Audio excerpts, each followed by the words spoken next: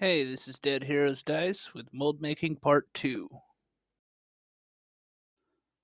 Once the mold is removed from its housing, you got to remove the transfer tape, being extra cautious not to tear any of the edges.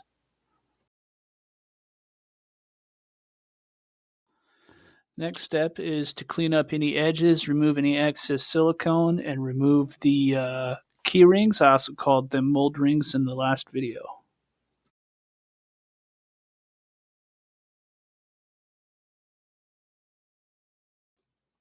All cleaned up. Next step is to apply a mold release to your mold. That way, whenever you pour the lid, it does not stick to your current mold and become one piece. With the mold release I am currently using, I spray it on the mold and then I spread it around with a light brush to make the thinnest coat possible. Then back into the mold housing they go. Now it's time to mix the silicone for the lids. Like I said, I add mica to the bigger molds so I don't get the lids mixed up whenever I pour. Back into the vacuum chamber to remove any air. Pour the lids the same way you did the molds. Back into the mold rack and the pressure pot for the recommended cure time.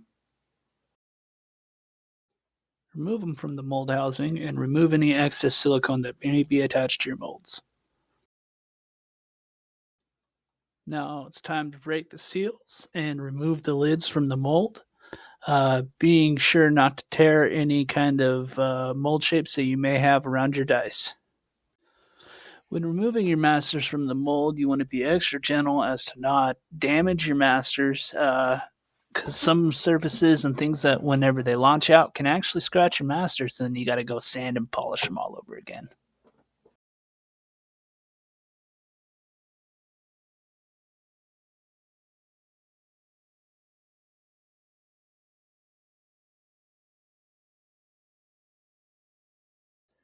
And our molds are done.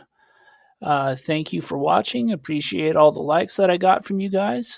Be on the lookout. I do go live from time to time.